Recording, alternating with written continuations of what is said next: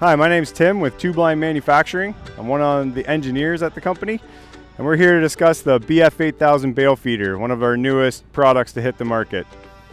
So today we're going to discuss some tips on proper operating of the machine.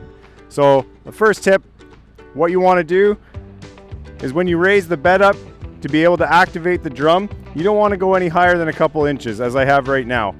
This is your starting point, and this is where you'll operate the bale until the bale gets smaller. So don't tip the bed all the way up right away. You're more than likely to lose the bale or lose control.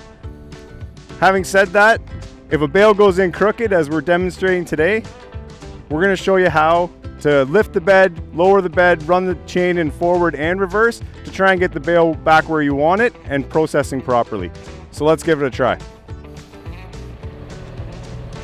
So the first thing you're going to do, start up the conveyor, going in the direction we want, and see what happens.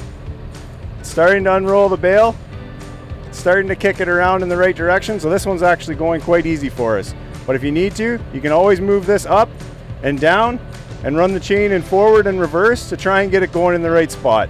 But this is unraveling perfect, so you could just start moving away. And you want to keep your bed down here, as I said, because if you get the bed going too high up, this is where your bale goes.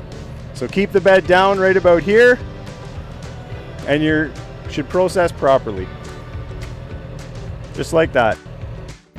So if you have any further questions, feel free to contact us at our office or take a look online at tubeline.ca.